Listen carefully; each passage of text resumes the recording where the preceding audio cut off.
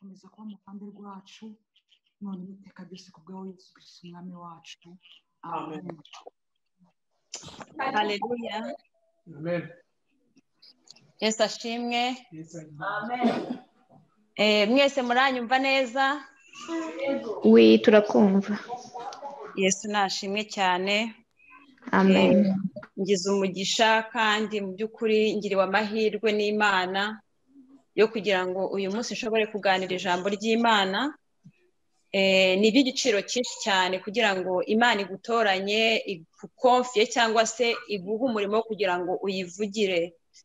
Hari umwe twaganiraga nimugoroba atubwira ati iyo Imana iguhaye amahirwe yo kuvuga ijambo ry'Imana iba ari iby'isumbwe rinini, biba ari privilege nini cyane kuko ijambo tuvuga ni iry'Imana. Tujya tubona mu mihango y'iwacu mu Kinyarwanda, iyo hariho nk'imihango yo gusaba, akenshi hari umuntu ugenda uhagararira umuryango, ntabwo necessarily aba ari we nyir'umuryango. Akenshi bakunda kubwira undi muntu ati genda uduhagarare utuvugire. Kenshi uwo muntu iyo avuga aravuga ngo bantumye, nubwo se umukobwa cyangwa se umuhungu baba bahicaye, uwo muntu aravuga ati bantumye, ariko ibyo aba avuga ntabwo aba avuga ibye, ahubwo aba avuga ibyo wamutumye. Yesu ashimwe cyane. Mu by'ukuri umuntu icyo gihe aba ari intumwa. Kandi umwegeze aririmba indirimbo, ni umunyarwanda aririmba indirimbo, aravuga ngo ubutumwa buruta intumwa. Yesu ashimwe. Ubutumwa burakomeye, ubutumwa bufite imbaraga kurusha intumwa. Yesu ashimwe. Kuko intumwa yo ni igikoresho. Imana yacu ishimwe cyane. Reka nanjye senga Imana mu magambo make mbere uko ntangira, kuko kuvuga ijambo ry'Imana ni ibintu biteye ubwoba, ntabwo umuntu aba ari intyoza, ariko kubw'ubuntu bw'Imana, Imana yadufasha kugira ngo tuze gusangira iby'Imana yaduteguriye kuri uyu munsi. Mwami Yesu ndagushimye, ndaguhimbaje. Uri Imana ibana natwe ukatwitaho, umenya ubukene bwacu, umenya ibidukwiriye, umenya ibitugoye n'ibituruhije, umenya inzara, umenya uburwayi, umenya buri kimwe cyose cy'umuntu. Izina ryawe nirishimwe. Muri iki gitondo ndetse ku mugoroba kuri bamwe uduteranije, turagusabye kugira ngo uduhe ibikwiriye imitima yacu ihembuke, imitima yacu yunguke, ubuntu bwawe bubane natwe. Mwuka wera w'Imana amanuka wivugire, njye ndi igikoresho, ndi umuntu, reka nkubere umuyoboro mwiza unyuzemo ibyawe kugira ngo ubashe gufasha imitima y'abantu bawe. Urakoze, ndagushimiye. Ni ku bwa Kristo Yesu wamwe ku musaraba i Golgotha. Amen. Haleluya. Amen. Ndanezerewe cyane mu by'ukuri, ndi kubona abantu benshi cyane. Hari abo turi en contact kenshi tukavugana, ariko n'abandi banaherukaga kera nkaba Ernestine n'abandi tutarikunaga kuvugana. Abo bose ndabakiriye mu izina rya Yesu. Nakiriye inshuti zanjye, abo twagiye dutumira bakitabira ubutumire bwacu kugira ngo baze kuba natwe kuri uyu munsi. Imana yacu nibaha umugisha kandi Imana yacu nibagirire neza. Ntabwo nshaka gufata umwanya munini cyane, wenda njya muri introduction cyangwa se njya muri za protocole, kuko ni umwanya w'ijambo ry'Imana. Ijambo ry'Imana ntabwo rikwiriye kuvangwa n'ibintu byinshi cyane. Uyu munsi rero Imana yashyize ku mutima wanjye amagambo yo kubasangiza. Mu by'ukuri iyo umuntu amenye ko ari uzaganira ijambo ry'Imana, kenshi uzengurutse umutima ukibaza ngo ni iki kintu nashobora gusangiza bene data. Ukajya muri Bibiliya ugasoma, ukareba ibyanditswe byera, ukareba byinshi cyane, ariko igihe kikagera cyane cyane ndetse ku munota wa nyuma ukumva Imana ikwemeje mu mutima wawe ko ukwiriye gusangira na bene so. Uyu munsi rero numvise Imana impaye gusangira namwe amagambo yerekeranye no gukira. Haleluya. Gukira turaza kubireba mu cyo nise intambwe 5 zishobora kugeza umuntu ku gukira. Yesu ashimwe. Intambwe 5 zishobora kugeza umuntu ku gukira. Turaza kurebera hamwe, naje gufata indwara umuntu ashobora gukira nzishyira mu byiciro bibiri. Hari indwara z'umubiri, hakaba n'indwara z'umutima. Kandi ijambo ry'Imana ryatubwira yuko Yesu ari ubasha gukiza imitima agakiza n'imibiri. Haleluya. Niyo mpamvu navuze ngo reka tuze kurebera izo ndwara hamwe uko ari ebyiri, indwara zo gukira, indwara z'umutima n'indwara z'umubiri. Turebe intambwe umuntu akwiriye gutera kugira ngo asingire gukira. Haleluya. Ndabanza mbabwira izo ntambwe, hanyuma turaza kugenda tuziganiraho uko umwanya uza kugenda wegera imbere. Intambwe ya mbere ni ukumenya cyangwa se kwimenyaho uburwayi. Iyo ni intambwe ya mbere, kwimenyaho uburwayi. Yesu ashimwe. Bwaba ari uburwayi bw'umubiri, bwaba ari uburwayi bw'umutima. Intambwe ya kabiri ni ukubohoka cyangwa se kwaguka cyangwa se gufunguka bigutera kuvuga cyangwa se guhishura uburwayi bwawe. Yesu ashimwe. Umunyarwanda yavuze ngo ushaka gukira indwara arayirata. Intambwe ya gatatu niyo nakwita nko kwirekura none ukavuga uti nemeye ibyambayeho nkwiriye gutangira intambwe kugira ngo ngende nsingira gukira. Nuko biri mu gifaransa ariko nagerageza kubitradwiza. Intambwe ya kane noneho ni ukuvuga ngo nemeye ibintu uko biri. Nararwaye, narabimenye ko narwaye, ndabyumva ko narwaye, ndabibona ko narwaye. Intambwe ya gatanu noneho ni ugutera intambwe ukajya mu gikorwa nyirizina. Yesu ashimwe. Intambwe ya mbere kwimenya ko urwaye, iya kabiri ugatangira ugafuha uvuga ati okay ndarwaye ukanabivuga, iya gatatu ukira kuvuga ati aho bigeze noneho ntabwo nabyihererana ndire kuko bizagenda kose, iya kane ukavuga uti ndemeye rwose nararwaye nararembye meze nabi, iya gatanu ugatera intambwe ukajya gushaka umuti. Turaza kwifashisha ijambo ry'Imana rero riri mu Bami ba kabiri igice cya 5. Ni inkuru abantu benshi tuzi z'umugabo witwa Namani. Abami ba kabiri igice cya 5 ku nkuru z'umugabo witwa Namani.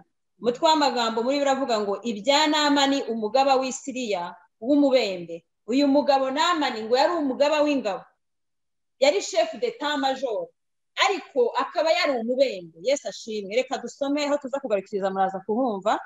Murongo wa mbere. Namani umugaba w'ingabo z'umwami w'Isiriya yari umutoni kuri shebuja kandi umunyacyubahiro, kuko ari Uwiteka yaheshaga Abisirayeli umugisha. Yari umugabo w'umunyamaboko w'intwari, ariko yari umubembe. Icyo gihe Abasiriya bajyaga gutabara bakarema imitwe y'abanyazi. Bukeye bajya mu gihugu cya Isirayeli banyaga umukobwa muto, banyaga umukobwa muto. Uwo mukobwa amuja kwa Namani. Bukeye uwo muja abwira nyirabuja ati icyaka databuja agasanga umuhanuzi w'i Samariya yamukiza ibibembe. Umurongo wa 4. Namani ajya kubwira shebuja ibyo umuja waturutse mu gihugu cya Isirayeli yavuze. Nuko umwami w'Isiriya abyumvise abwira Namani ati haguruka ugende nanjye ndandikira umwami w'Abisirayeli urwandiko. Namani aherako aragenda ajyana ikaramu z'ifeza 10 n'ibice by'izahabu 600 n'imyambaro yo gukuranwa 10. Nuko ashyira umwami w'Abisirayeli urwo rwandiko rwari rwanditswemo. Nuko urwo rwandiko nirukugeraho nkoherereje umugaragu wanjye Namani ngo ukize ibibembe. Umwami w'Isirayeli amaze gusoma urwo rwandiko ashishimura imyenda yaravuga ati ariko uwo mugabo ukohererezwa uvura ibibembe nijye Mana yica kandi ikabeshaho. Nuko ni mu bitekerezo ndabinginze umenye ko ari kunyendereza. Nuko Elisa umuntu w'Imana yumvise ko umwami w'Abisirayeli yishishimuye imyenda ye, amutuma ati ni iki gitumye ushishimura imyenda yawe? Mureka nsange aramenya ko muri Isirayeli harimo umuhanuzi. Nuko Namani araza azanira amafarashi ye n'amagare ye, ahagarara ku muryango w'inzu ya Elisa. Elisa aherako amutuma ati genda wiyuhagire muri Yorodani 7, umubiri uzasubira uko wari uri, nawe uzaba umuhumanutse. Namani abyumvise ararakara arivumbura ati nahoze ngira ngo ari gusohoka ahagarare atakambira izina ry'Uwiteka Imana ye, arembarembye n'intoki hejuru y'ibibembe ngo ankize. Mbese inzuzi z'i Damasiko Abana na Afurika ziri ku bw'amazi yose y'Ibwisirayeli sinabasha kuzitwibagiramo ngo mpimanuke. Nuko arahindukira arigendera arapfa. Abagaragu baramwegera bamubwira bati data niba uwo muhanuzi yagutegetse ikintu gikomeye ntuba wagikoze ntakukubwira ngo iyuhagire umanuke. Nuko aramanuka yibira muri Yorodani 2 nk'uko uwo muntu w'Imana yari yamutegetse. Uwo mwanya umubiri we uhinduka nk'umwana muto arahumanuka. Hanyuma agarukana n'abantu be bose ko uwo muntu w'Imana azamuhagarara imbere aramubwira ati none umenye ko nta yindi Mana iriho mu isi yose keretse muri Isirayeli. None ndakwinginze enda ingororano y'umugaragu wawe. Elisa aramusubiza ati urahiye Uwiteka uhoraho uwo nkorera nta kintu cyose ntibwakira. Aramugomera kugira ngo abyende ariko undi aranga. Namani ati ubwo utabyemeye ndakwinginze uha umugaragu wawe imitwaro y'ibitaka ihetswe n'inyungu 2, kuko uhereye none nta zindi mana umugaragu wawe nzatambira igitambo cyoswa cyangwa ikindi gitambo cyose keretse Uwiteka wenyine. Ariko Uwiteka ajya ababarira umugaragu wawe uyu muhango. Databuja iyo agiye mu ngoro ya Rimoni yiramya yegamye ku kuboko kwanjye, maze kunama mu ngoro ya Rimoni, iyo nunamye muri iyo ngoro ya Rimoni, Uwiteka ajya abibabarira umugaragu we. Elisa aramubwira ati genda amahoro, nuko aragenda yitubaho hato. Imana yacu tugirire neza. Reka dusome andi magambo mato yari muri Yeremiya igice cya 17, igice cya 17 umurongo wa 9 kugeza ku murongo wa 10. Yeremiya 17 umurongo w'9 kugeza ku murongo wa 10. Haranditswe ngo umutima w'umuntu urusha ibintu byose gushukana, kandi ufite indwara ntiwizera gukira. Ninde ushobora kumenya ukuri? Jya Uwiteka nijya urondora umutima nkawugerageza, nkitura umuntu wese ibihwanye n'inzira ze, uko imbuto ziva mu mirimo ye ziri. Reka dusome n'irindi jambo rito cyane riri muri Mariko igice cya 9 umurongo wa 24. Mariko igice cya 9 ku murongo wa 24. Ni inkuru zerekeye umugabo wari ufite umwana urwaye igicuri, nuko Yesu amubwibonye ati muramukiza. Undi aravuga ati ariko se wabishobora? Arangije aramubwira ati ubwo ubivuze ubikore. Ku murongo wa 24 aravuga ngo uwo mwanya se w'uwo mwana avuga cyane ati ndizeye, nkiza kutizera. Imana yacu dufashe kandi tugirire neza. Aya magambo ni amagambo abantu benshi dusanzwe twumva kandi dusanzwe tuzi. Ntabwo ari amagambo mashyashya kuri benshi mitwe cyangwa se kuri twese. Izi nkuru z'uyu mugabo Namani yari umugabo ukomeye cyane, umugabo ndetse Bibiri twereka yuko yari umugabo rwose wari utonnye, yari umugaba w'ingabo, ariko akaba yaranatonnye kuri shebuja, cyangwa se nanavuga ko ari nko ku mukuru w'igihugu. Imana yacu ishimwe cyane. Uyu mugabo ikindi usanga mu murongo wa mbere, usibye ko ni kuri shebuja, ngo yari n'umunyacyubahiro. Mwumve uyu mugabo, mugerageze mwumve statisitiyare cyangwa se uburyo ki yari ameze. Ikindi kintu kiri spesiyare kuri uyu mugabo ngo nuko ari we Uwiteka yajyaga amuhesha gutsindira abasiriya, akamufasha agatsindira abasiriya abanzi babo. Kandi ikindi wari umugabo w'umunyababoko w'intwari. Mu by'ukuri yari afite ibyangombwa byose bikenewe kugira ngo umuntu uhamye, umugabo w'igihagararo, umuntu w'umunyacyubahiro, umuntu w'umutunzi yari afite. Imana yacu ishimwe cyane. Umunyacyubahiro, chef d'état major mu gihugu cye, ukora akazi ke neza, perezida akamwubaha akanamushima, akaba yari afite icyubahiro gikomeye, byumvikane ko ari n'umutunzi, akagira n'indi faveri cyangwa se ubuntu bwaturukaga ku Mana, ko Imana yajyaga imuhesha kuneshereza abasiriya, akanesha abanzi be.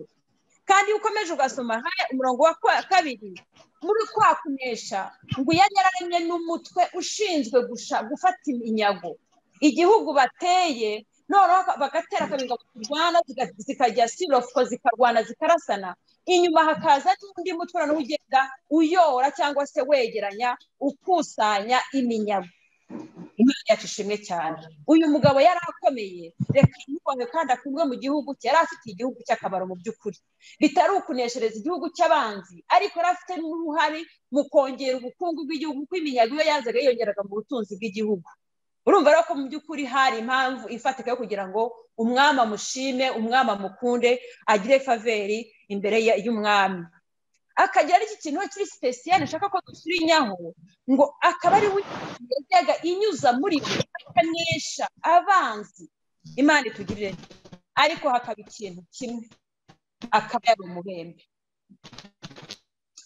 Ibibembe iyo usomye mu nkuru muri Bibiliya mu bwoko bw'Abisirayeli, usanga iyo umuntu yabaga arwaye ibibembe, kuko ibibembe ntirwashoboraga kwandura, umuntu akayirwara mu gihe runaka igakira, ariko umuntu wabaga yafashwe n'ibibembe, uwo muntu baramwizoraga, baramusohoraga akava mu bandi, akajyanwa ku ruhande, kuko yabaga ahindutse ikizira mu bwoko bwe.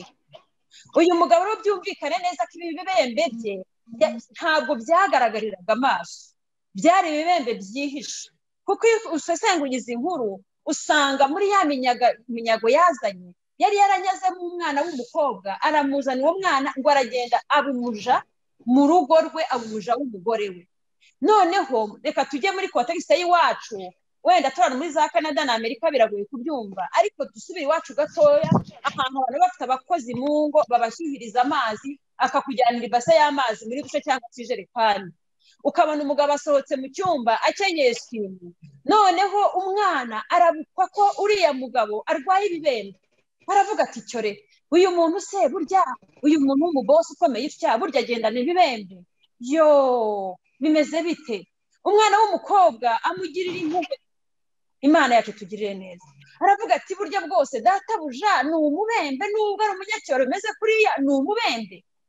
Ariko kubera ko uriya mwana yari umunyagano wo mu gihugu cy'Abisirayeli, yari avuye mu gihugu cy'ubwoko bw'Imana, Yesu ashimwe cyane. Arangije ayitegereza shebuja, amugirira imbabazi, aravuga ati ubuse namushyikira nte kugira ngo umugezeho ubutumwa yuko nyamara hariho ibyiringiro ko abasha gukira. Imana yacu ishimwe cyane. Arangije yegera nyirabuja, kuko murabizi abagore kenshi batanga amabwiriza mu rugo nawe ari hafi y'abakozi babo, aramubwira ati nyamara rero yanjyanye amazi muri dushe, nabonye databuja afite akabazo kandi nzi umuntu ushobora kumurengera, nzi umuntu ushobora kumukiza, nyamara yemeye cyangwa ugende umubaze wumva niba byakunda, ngewe ndaguha korodone, ndaguha adresse ahantu ashobora kujya gushakira umuti. Yesu ashimwe cyane. Umugore ahitaye mu gutwi avuga ati cyo burya se hariho ibyiringiro by'uko umugabo wanjye yakira. Ni ukuvuga ngo uriya mugore amaze kumva buriya butumwa yabuhaye agaciro, aravuga ati iki kintu ngomba kukijyana nkageza ku mugabo wanjye, kuko umugabo wanjye akwiriye gukira. Abikojeje shebuja, nuko byewe ariko nagezeho nibaza ikibazo, ndavuga nteko se uriya mugaba w'ingabo Namani gute yatinyutse? Ubundi ibibembe byari ibintu bitera n'umuntu, niba bifite na bitagaragaye akabihisha, ni gute yashoboye kwinjira kontakite na shebuja akamubwira ati nyamara rero ukwiriye kumfasha nkajya kwivuza mu gihugu cy'Abisirayeli kuko hariho umuntu ushobora kunkiza. Aho naho naje kuhibaza, kuko urwo umugore amaze kumushyikiriza ubwo butumwa nawe yihuse kujya kureba shebuja.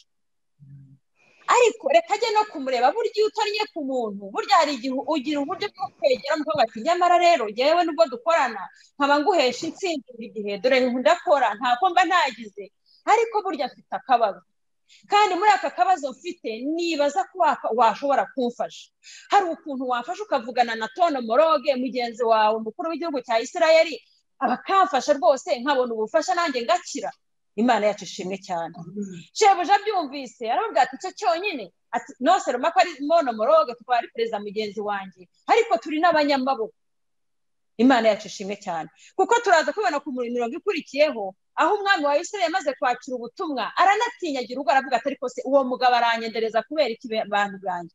Nimwikare namwe mutekereze ibyo bintu, kuki atinyutse kuntumaho iyo ntumwa aho ntashaka kunshozaho urugamba?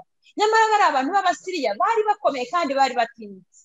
Uyu muntu arashaka kunshozaho urugamba, namubonye yabigambiriye. Ubu nabibonye, mwibuke ko uriya mwana w'umukobwa wamubwiye iryo jambo yari umwisirayeli waratwawe mu banyagano. Bisobanuye neza yuko igihe kimwe Abasiriya bateye Abisirayeli barabanesha, barabanyaga. Ari no muri icyo gihe bari baranyaze uwo mwana w'umukobwa bamujyana mu gihugu cy'iwabo. Byumvikane neza ko muri kiriya gihe rero Abisirayeli batinyaga Abasiriya. Aravuga ati ariko se ndabigira nti ngaho namwe bagabo bene data nimwegere hano mu nyuzire by'uwo mugabo, ahari aho mugabo ntashaka hakamunani, uyu mugabo arashaka hiki.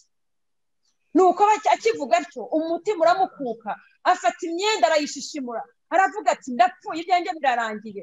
Nuko umuhanuzi Elisa aza kumenya iby'ayo makuru.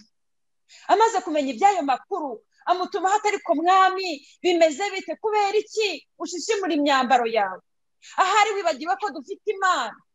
Ntekereza ko mu kutumaho gutyo wenda nshyiraho komantere nk'umuntu usoma Bibiliya nubwo ambwira ati bishishimura imyenda yawe mwohereza ze, ariko nibaza ko wenda Elisa yashoboye no kuvuga ati ariko aho araho ko dufite Imana. Yesu ashimwe cyane. Imana idahwanye n'izindi mana, Imana y'inyamaboko. Yesu ashimwe. Imana ikiza, Imana itabara. Haleluya. Aramubwira ati ariko rekeraho gushishimura imyambaro yawe, ahubwo bwira uwo mugabo Namani amanuka azasange. Yesu ashimwe cyane. nuko abatumaho kuri Namani arababwira ati manuka ugende usanga umugabo witwa Elisa arakubwira icyo ukwiriye gukora. Imana yacu ishimwe cyane. Umunyacyubahiro wawe nawe iyo usomye inkuru urumva ko mu kumanuka yagiye yitwaje ibiguzi.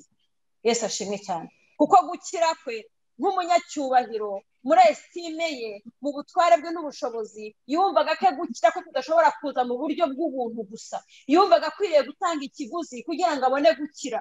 Amanukana rero ibyo yagombaga kwishyura kugira ngo abashe guhabwa gukira. Atuma kuri Elisa aramubwira ati naje. Noneho murabibona iwacu umusirikare w'umwafari ashobora kuzagera imbere y'iwawe akavuga ati muhamagare Violeta aze hano.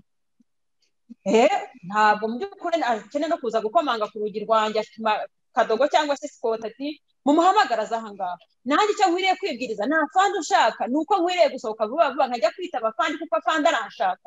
Nubwo naba ndi umuhanuzi umeze gute, nubwo naba ndi umunyamasengesho umeze gute, ariko fandi mu gihugu, afandi wahahamuye ubwoko bw'Abisirayeli, afandi watwaye iminyago akanyaga ubwoko, akanyaga abantu, akanyaga ibintu.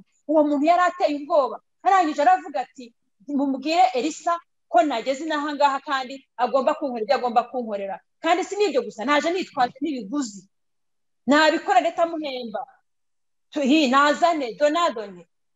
Yesu ashimwe cyane kandi atugirire neza.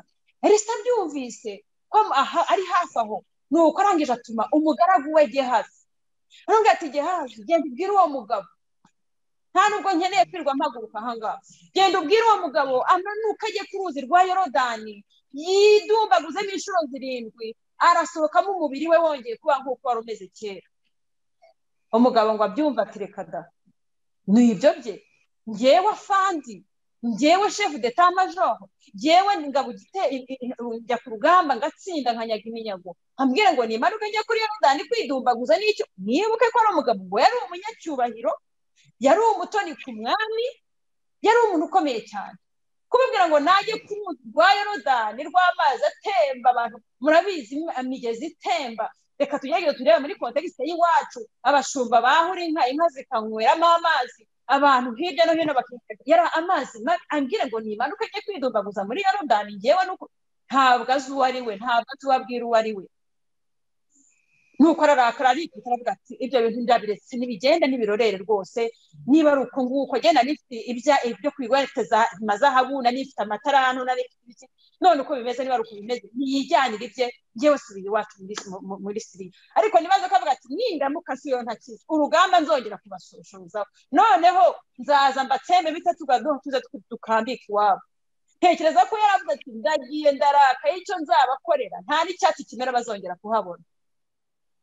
Ariko uriya mugabo Namani yari afite entourage nziza, yari ari ahantu abantu bari kumwe babaga bari abantu boroheje, ariko bamubereye abantu b'umumaro ukomeye cyane. Nuko abagaragu be baramwegera bamubwira ati ariko se databuja, ntabwo wari ukwiriye kurakara, ntabwo ikibabaje ari uko atasohotse mu nzu, ahubwo ikibabaje ni ibibembe byawe. Imana yacu tugirire neza. Ubabajwe nuko umuhanuzi atasohotse kandi yakubwiye umuti. Ese yakubwira ngo ugiye gute na gutya na gutya ntabwo wajyaga kubikora? Ko bakubwiye icyo kintu cyoroheje cyonyine ngo manuka ugende muri Yorodani witamo 7 urava mu kize, icyo kintu cyoroheje kugikora. Imana yacu tugirire neza. Babimubwiye umutima w'ururuka, aravuga ati ubwo babibiti mbese gutyo, noneho abagaragu banjye namwe mukaba mushyigikiye, ndumva kame murampumurije, reka manuka ngende nibira. Namani aramanuka aragenda yibira inshuro bamubwiye, ubwo n'umubiri we umeze nk'umwana mutoya. Imana yacu ishimwe kandi ntabwo icyubahiro ava makize. Haleluya. Ndagira ngo mbibutse ko turi kuganira ku ntambwe 5 zo gukira. Imana yacu ishimwe cyane. Intambwe 5 zo gukira. Nekereza kuri iri jambo ryo gukira, nagerageje kureba njya muri Bibiliya ndafeye, ariko ntasoma amategeko yose, ngenda ndeba inshuro Yesu yagiye akiza abantu. Ntabwo nibye cyane mu byaha bigishwa bakije abantu, ariko nagiye ndeba igihe cyose gukira uburyo byagiye bigenda process, cyangwa se nibande abantu bagiye babigiramo uruhare kugira ngo abantu bagere gukira. Imana yacu ishimwe cyane. Hari abantu nabonye bagiye bakira kubera ko bizerewe n'abandi, hari abantu bagiye bakira kubera yuko bo ubwabo biyizereye, hari abantu bagiye bakira kuko babyisabiye bakinginga, hari abantu bakize kubera ko babyingingiye, hari abakize mu by'ukuri kubera ko babishyizemo imbaraga, ariko we n'abakize bagiriwe imbabazi. Nta muntu wari ku kigende wari wicaye udashobora kuvuga ati jyewe yabandi igihe kigeze bijugunyamo, ariko jye simfite uwujugunyamo. Uwo nawe yakiriye gukira kubw'imbabazi z'Imana. Hari abantu benshi Yesu yagendaga areba, yarangiza akababwira ati kwizera kwawe kuragukijije, genda mwana wanjye ntukongere gukora icyaha ukundi. Imana yacu ishimwe cyane kandi Imana yacu ihabwe icyubahiro. Turacyavuga ku ntambwe 5 zerekeranye no gukira. Uyu mugabo Namani kubera yari umubembe, sinshidikanya ko iki kintu yari akizi, kubera abanaga n'ibibembe yari abizi, ndetse navuga ko bishobora kuba byaranamuteraga n'ipfunwe. Yari kosi, yari abizi neza ko afite ikibazo cy'ibibembe, ariko yari ataragera ku rwego rwo gufunguka ngo agire uvertire avuga ati nyamara burya mu ndeba ngenda ndarwaye. Nyamara nubwo mwamubona njye ku rugamba ngatsinda ngatabaruka n'intsinzi, ariko ndarwaye. Mu by'ukuri ibibembe Namani Bibiliya ntabwo itwereka neza ko atarabizi. Yari azi ko ibibembe bifite, ariko yari abuze ikintu cyitwa kubohoka, yari abuze ikintu cyitwa gufunguka ngo yemere ibibembe bye, hanyuma atere intambwe ajya gushaka umuti. Imana yacu ishimwe kandi tugirire neza. Nuko kubw'umugisha w'Imana rero, ariko biranashoboka ko yabyifuzaga gukira, ariko atarazi n'aho ashakira imiti. Biranashoboka ko wenda muri Siriya bari baragerageje kumuvura. Birashoboka ko byose yari umuntu ukomeye, ashobora kuba yarakoresheje mu buryo bwo gukomera n'imbaraga yari afite na posiyo afite agashaka umuti, ariko ntiyigeze awugeraho, kugeza igihe umwana w'ikinyagano umuja wo muri Isirayeli yaje aramubwira ati nyamara ndabizi ko muri Isirayeli hariho umuntu wagukiza. Yesu ashimwe cyane. Bazakira bate batabwiwe? Bazabwirwa bati niba nta muntu watuye ngo avuge, bazumva bati? Iryo ni ijambo ry'Imana. Kugira ngo gukira kuzanwa no kumva, kandi kumva guturuka ku ijambo ry'Imana. Birasaba rero umuntu watura akavuga ati nyamara ndabonye ko ufite ikibazo, kuko hari igihe umuntu abana n'ikibazo akaba akiyiziho, ariko bigasaba ko abandi bantu bakibona bakanamufasha, bakanamushinga, bakamusunika kugira ngo atere intambwe agere ku kujya gushaka igisubizo cy'ikibazo cye. Uyu muja rero ni nk'umuvugabutumwa mu by'ukuri wabwirije, aravuga ati nyamara urarushye. Ibi bibembe navuze gukira indwara z'umubiri n'indwara z'umutima. Aha Namani bavuga ibibembe ubundi ni indwara y'uruhu. Ni indwara y'uruhu, ntabwo ari indwara y'imbere ishobora gufata igice icyo ari cyo cyose cy'umubiri. Nuko ariko iyi ndwara ni iy'imbere mu mutima, umuntu ashobora kuyigira, ndetse yanayigira iyo ndwara y'imbere mu mutima ikashobora kugira ibimenyetso bigaragarira inyuma. Umuntu akabasha kubona akabwira ati nyamara kandi njyewe mbona urwaye. Nubwo umuntu ashobora kuba atazi uburemere bw'uburwayi bwe, ariko akeneye umuntu umubwira ati nyamara njye mbona urwaye. Imana yacu tugirire neza. Abavugabutumwa benshi bajya bakunda kwifashisha ibitekerezo, ariko njye nakoresha urugero rwo mu buzima busanzwe. Imana yacu tugirire neza. Usanga umugabo w'umunyacyubahiro nka Olivier twicaye hano yanyoye yikubise mu muferege yaguye hasi, yarangiza akabyuka ati nzi kwigurira kamwe kuko nkora mfite umushahara. Uwo muntu aba akeneye undi muntu umureba akavuga ati nyamara urarushye, nzi ko hari umuntu ubasha kukiruhura. Imana itugirire neza. Umuntu ashobora kuba afite ibindi bintu byinshi, umuntu ashobora kubana n'umubabaro wo mu mutima mwinshi cyane, akaba azi ko yashoboye kuwuhisha kubera ibikomere byinshi byo mu mutima, akarika akababara n'ibyo bintu bikamusatura umutima, bikamumena umutima. Akeneye umuntu umubwira ati nyamara iyo ndebye imigenzereze yawe n'imigendere yawe mwene data, mbona hari ikintu cyagufasha. Imana yacu ishimwe kandi ihabwe icyubahiro. Namani rero yari akeneye uriya mwana w'umukobwa kugira ngo abashe kumurangira, amurangira ahantu hashobora kubonera umuti, amurangira ahantu hashoboraga kubonera ubufasha. Imana yacu ishimwe cyane. Namani amaze kumva ko ibyo bitangiye gusohoka, aravuga ati rero nta yindi shuwa mfite, nta yandi mahitamo, ahubwo nkwiriye gutera intambwe nkemera ubufasha. Imana yacu ishimwe cyane. Nuko aramanuka ajya muri Isirayeli, ariko agenda nk'umunyacyubahiro, agenda yitwaje ibiguzi. Ese ikibazo ngewe ngira, ese uburwayi bwanjye ngiye gushaka umuti ngenda nte? Imana yacu ishimwe kandi Imana yacu ihabwe icyubahiro. aramanuka agenda yitwara umuguzi nuko umwami atuma ku wundi mwami. Imana yacu ishimwe. Icyubahiro ku kindi cyubahiro. Gukomeye, ndakomeye, nzabigeraho kubera ko ndakomeye. Ndi umutegetsi, ndi runaka, mfite pozisiyo runaka, mfite sitati runaka muri sosiyete. Umuntu akavuga ati iyi bintu nzabigeraho. Ariko bene data twaje kumenya neza yuko Namani gukira kwe ntiyigeze kuvana ku gukomera kwe cyangwa ku biguzi yari afite, ahubwo yaguherewe ubuntu, abanza no kugutesha agaciro. Aravuga ati no, ni gute jyewe iwacu inzuzi zirahari, ni gute wambwira ngo nimanuke njye kwiyuhagira muri Yorodani inshuro 7? Imana yacu dufashe kandi Imana yacu tugirire neza. Nuko muri kwa kwishyira hejuru kwe ariko bitaragenda, nyamara yarasubiranye ibibembe bye. Ibibembe bye bisubira nayo nta kwizera gukira, kandi ibibembe ahantu bibera bibi. Ngende indwara inahangaha ntabwo bazita ibibembe za psoriasis cyangwa se na za eczema ziri severe, ugasanga uruhu rw'umuntu rwaraboze. Kandi bene ziriya ndwara uko zigenda zitinda ku muntu iyo batazivuye zishobora kugenda zataka zigenda zikwira mu mubiri wose. Ariko Namani yari yafashe icyemezo cyo kuzisubira nayo, yari afashe icyemezo cyo gusubira mu rugo n'ibibembe bye. Ese yari afite icyizere cy'uko biriya bibembe bitazagenda bigakwira umubiri wose, uwari umutwara agahinduka akajya nuko agenda amwicira inzira. Imana yacu tugirire neza. Ariko yagize umugisha ukomeye cyane. Namani yagize abagaragu, ariko bene data, ariko subira ku murongo wa mbere, reka Imana imushyiraho abagaragu bo bayubahaga. Nuko umurongo wa mbere yari afite faveri y'Imana. Uriya muntu hari agatara k'Imana kabaga kuri we. Imana yacu ishimwe cyane. Hari agatara k'Imana kabaga kuri Namani katari gutuma n'umunsi wa rimwe Namani azatakara ubugingo bwe bukajya bugikuzimu n'ibirenge.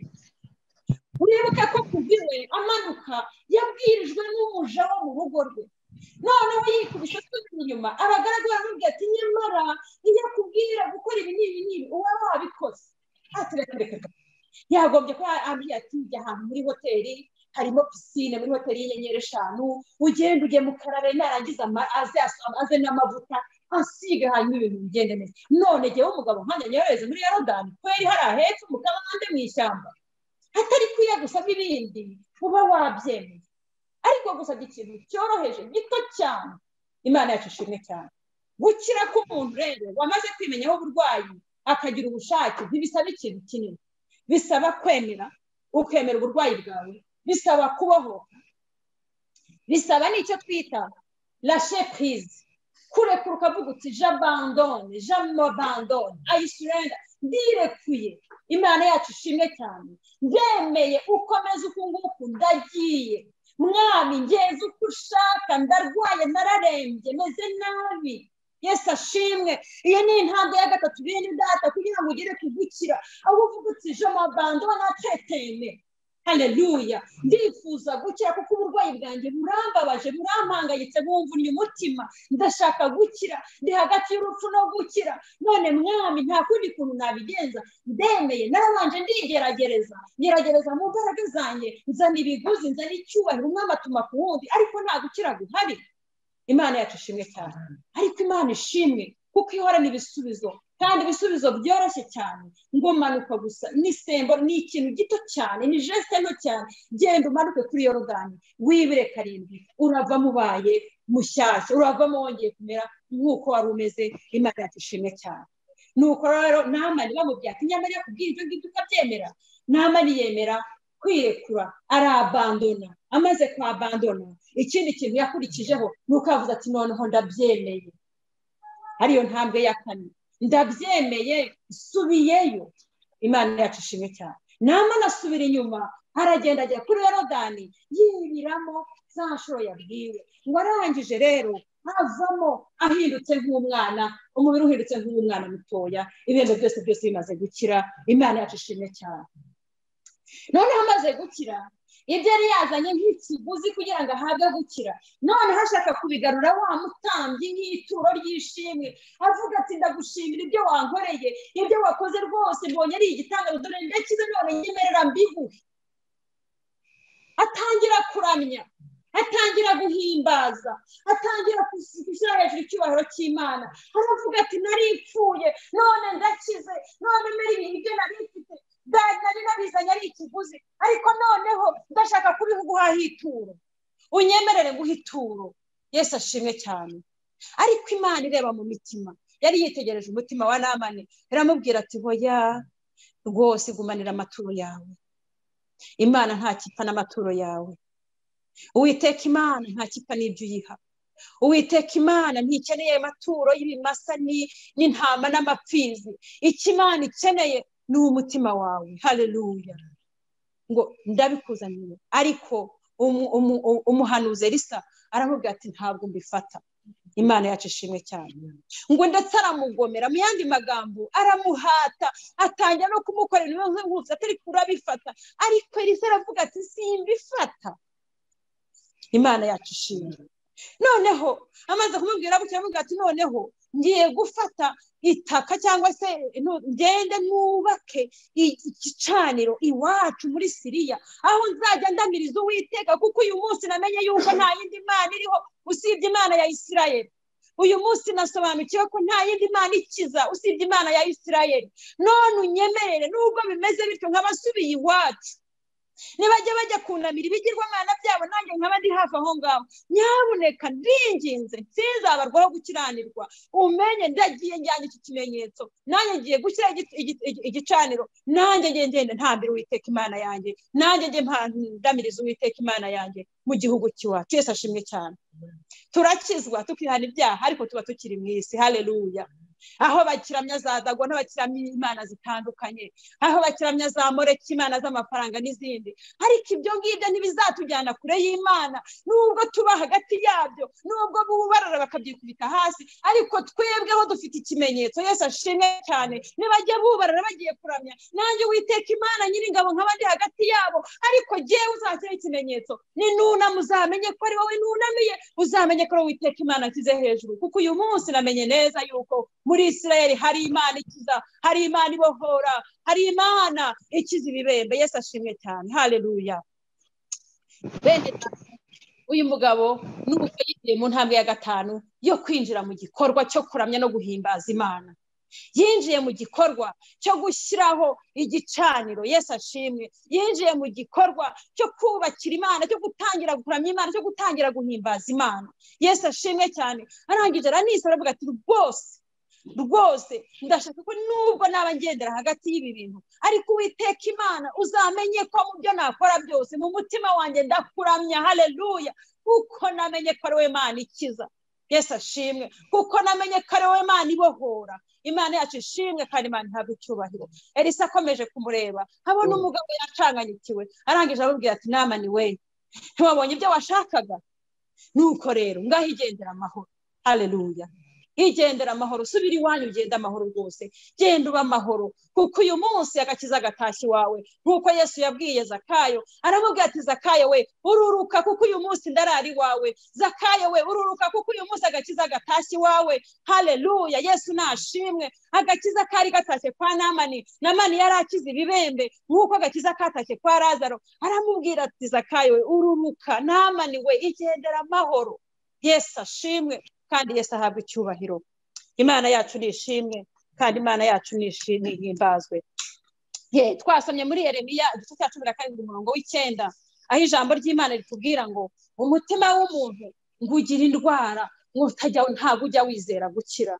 Muri Mariko hariho umugabo ufite umwana urwaye igicuri, nuko Yesu aramwitegereza abona ararushye, cyamukubitaga hasi, nuko arangira avuga ati ndamukiza.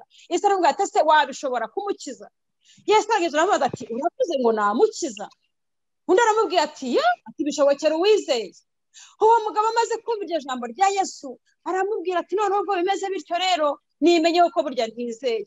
Uburwayi bwanjye ndabumenye, uburwayi bwanjye ndabusobanukiwe, icyatumaga hari ibyo ntageraho. Indwara yanjye yari ndubiza umutima ndayimenye, none mwami wanjye nkiza kutizera. Yesu ashimwe. Umugabo urumva yaravuze ati burya kumva umwana wanjye kuba adakiri igicuri ni ukubera kutizera. Ariko noneho Uwiteka Nyiringabo, Yesu mwene Dawidi, nkiza kutizera. Haleluya. Iyo umuntu yimenyeho gukira ni intambwe ya mbere ikomeye yo kwakira agakiza. Yesu nashimwe kandi Yesu nahabwa icyubahiro. Uko niko muri Yeremiya havuga ngo umutima ugira indwara ikomeye, kuko ntujya wizera gukira. kandi bibiri ikambwira ngo umutima ni w'umuntu yizeza ubundi agakizwa. Yesu ashimwe. Bwaba ari uburwayi bw'umubiri, bwaba ari uburwayi bw'umutima, ariko umutima ubwawo ni wo umuntu yizeza ubundi akabona agakiza. Yesu ashimwe. kuko mu mutima ibyemezo, imigambi byose bibera mu mutima. Yesu ashimwe cyane. Ushobora kurwara indwara runaka mu mutima wanjye nkavuga nti nzayibana, ariko umunsi umutima wanjye nafashe icyemezo nkavuga ngo birahagije, ase it's enough, nzahaguruka njye gushaka umuti. Yesu ashimwe cyane. Umutima w'umuntu niwe ushobora gutuma umuntu akira, kandi ushobora gutuma umuntu agwa mu burwayi bwe. Yesu ashimwe kandi Yesu ahabwa icyubahiro. Ngo umutima w'umuntu ugira indwara kandi ntabwo ujya wizera gukira. Ese mu mutima wanjye, mu mutima wawe, ese ufite kwizera? Ese hari uburwayi waba wimenyeho? Uyu munsi nababwiye ku burwayi bwa Namani bw'ibibembe. Ushobora kuba uburwayi runaka bw'umubiri. Mu by'ukuri uyu munsi ni wizeza umutima wawe, gukira kuraboneka. Umuntu ashobora kuba ufite uburwayi bw'umutima. Uyu munsi ni wizeza umutima wawe, uyu munsi urabona agakiza k'Imana. Agakiza k'Abisirayeli karataha mu rugo rwawe, agakiza k'Imana karataha mu mutima wawe. Icyo Imana igusaba ni ukwizera gusa. Yesu nashimwe kandi Yesu nahabwa icyubahiro. Nuko Namani ngo aramanuka ajya kuri Yorodani. Bene data, iyo Yorodani idushushanyiriza mu byanditswe byera ni urupfu. Haleluya. Urupfu rero habaho impfu ebyiri. Habaho urupfu rw'umubiri, hakabaho n'urupfu rw'umutima, rwo gupfa ku bugingo. Imana yacu idufashe. Ariko ijambo ry'Imana rikatubwira ngo twapfanye na Kristo tuzukana nawe. Yesu ashimwe. Twapfuye kuri kamere z'ibyaha. Imana yacu tugirire neza, nuko turazuka duhinduka bashya. Icyo Namani yakoze, yaragiye arapfa, arongera arazuka agaruka ari muzima. Imana yacu ishimwe cyane. Uyu munsi rero ikintu usabwa gukora ni ukwemera gupfa. Ntemera nkamanuka nkajya kuri Yorodani. Yesu ashimwe. Icyo dusabwa uyu munsi ni ukwemera tugapfa. Ngapfa kuri kamere. Yesu ashimwe. Aba tumaze iminsi tuganira, maze iminsi ndi gufashwa n'ijambo rivuga ngo ibyahumetswe by'Imana bigira umumaro wo kutweza no kudutunganya. Ijambo ry'Imana rifite umumaro wo kudutunganya, rifite umumaro wo kutweza, rifite umumaro wo kutwoza ibyaha. Yesu ashimwe cyane. Kuko uwandikishije ngo ntukibe niwe wandikishije ngo ntugasambane, uwandikishije ngo ntugasambane niwe wandikishije ngo ntukice, uwandikishije ngo ntukice niwe wandikishije ngo ntukararikire. Ijambo ry'Imana riratweza bene data. Iyo ufashe ijambo ry'Imana ukarishyira mu bikorwa, ijambo ry'Imana ukaribyapurika uko rimeze, ijambo ry'Imana riragukiza, ijambo ry'Imana rirakweza. Haleluya. Nufata ijambo ry'Imana ukaryapurika mu buzima bwawe bwa buri munsi, uzasa na Yesu. Yesu ashimwe. Ijambo ry'Imana bene data, ijambo ry'Imana riratweza, ijambo ry'Imana riradutunganya, ijambo ry'Imana riduhindura bashya. Ibyanditswe by'Imana bifite umumaro wo kutweza no gututunganya, kandi rwose bikaduhana, ngo bikatuzaba bakatugeza ku kigero gikwiriye cya Kristo. Ngo aho ngaho tumaze kuhagera rero, ngo dutangira gukora imirimo yose myiza muri Kristo Yesu. Haleluya. Iyo Namani amaze gupfa, amaze kuzuka, yatangiye kumenya ko akwiriye gutangira guhimbaza, yatangiye kumenya ko akwiriye gutangira kuramya Imana, kuko yamaze gupfa kuri kamere, yaramaze gupfa ku cyaha, amaze kuzuka ku bw'ubugingo, azukira gutangira gukomera imirimo myiza. Haleluya. Imana yacu nishimwe kandi Imana yacu nihabwa icyubahiro. Bene data, reka uyu munsi twemere ijambo ry'Imana, reka uyu munsi twemere ijambo ry'Imana ritweze, reka uyu munsi twemere ijambo ry'Imana ridukize, reka uyu munsi twemere ijambo ry'Imana ritubohore, reka uyu munsi twemere ijambo ry'Imana rize rikora umurimo rikwiriye gukora muri twebwe. Haleluya. Maze iminsi mbwira bene data dusengana, ndababwira nti bene data, hari urugero tumaze kugeraho nk'abakristo. Uyu munsi byangora gukora mufuka w'umuntu ngo mwibe, ariko nubwo bimeze bityo, hari igihe ndakara, hari igihe ngira amahane, hari igihe ngira intonganya. Ibyo byose ni imirimo ya kamere, kuko ijambo ry'Imana ngo dore imirimo ya kamere iragaragara. Ijambo ry'Imana icyo rikora rero ni uko riza rikica ibyo byose, umuntu w'Imana agatungana, akagera ku rugero rukwiriye. Haleluya. Imana yacu nishimwe kandi Imana yacu nihabwa icyubahiro. Ndimo ndagera ku musozo, ntabwo nshaka kuvuga amagambo menshi, nzi yuko ijambo ry'Imana ari rizima kandi ijambo ry'Imana ni rikuru. Haleluya. Bene data, navuga ngo uyu munsi hari indwara n'abafite indwara y'umubiri uyu munsi nizere gukira, n'abafite indwara y'umutima uyu munsi nizere gukira, kuko umutima w'umuntu ari wo yizeza akabasha gukira. Haleluya. Duterana aya materaniro ni amateraniro y'imiryango, hari ibyaha byo mu miryango tugira tukabamo bikaba akamenyero tukifata nk'ibisanzwe bikaba ubuzima, tukabyadobuta tukabirera tukabana nabyo bikaba ibintu bisanzwe cyane, ariko ibyo nabyo Imana ashaka ko tubikira. Haleluya.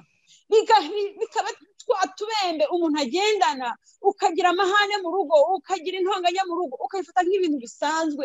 Niko bimeze, nta kibazo. Yewe sasa ibi ntabwo mbyemera, ariko bene data ijambo ry'Imana umumaro waryo ni uwo kutweza no kudutunganya. Haleluya. Reka uyu munsi twemere, uyu munsi cyane ijambo ry'Imana rikatugeraho.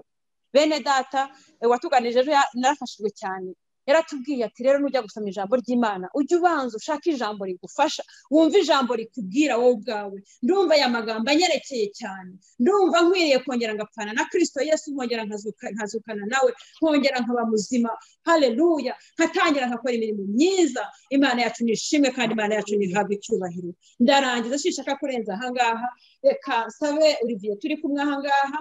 Bene data aho buri wese yicaye, benshi ntabwo tubareba kuri kamera, ariko ndagusabye kandi ndakwinginga ngo wereke uburwayi ufite, ubwereke Yesu arabasha kugukiza.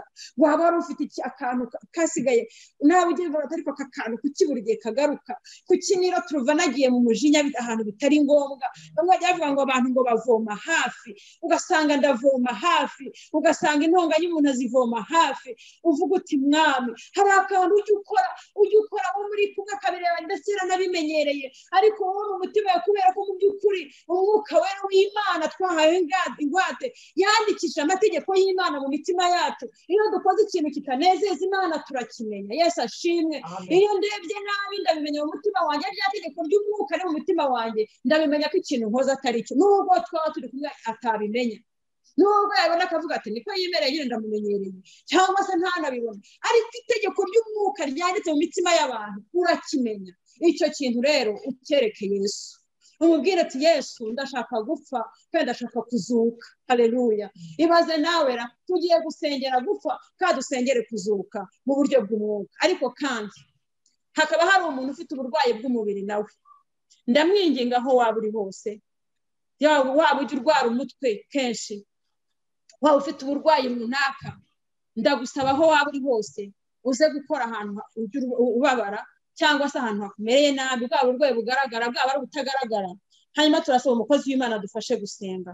Waba ufite uburwayi bwo mu buryo bw'umwuka, waba ufite agahinda gakabije ukaba utazi ukuntu bizagenda, hari situwasiyo zimaze kukugera ahantu utazi ukuntu uzabigenza, ureba ukabona ukavuga uti nahereye urwaje, icyo nacyo ugikoreho. Icyo kintu cyapfuye uyu munsi Yesu akizure. Haleluya.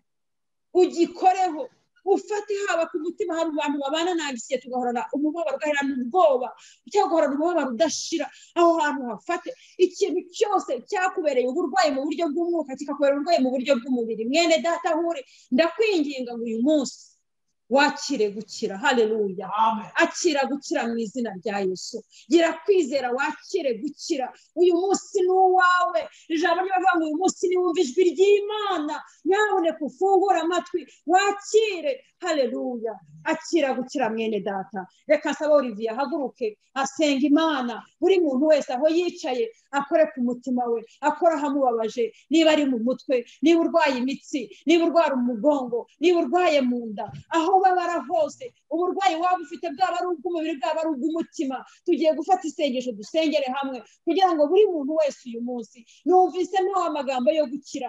Akira gukira mwene data, izere gukira mwene data, akira gukira mu izina rya Yesu. Urwaye uburwayi ntazi, ariko wakire gukira muri iki gitondo. Akira gukira, ugira kwizera ko uyu munsi umukiza wacu Yesu abasha kugukiza kandi abasha kukuruhura.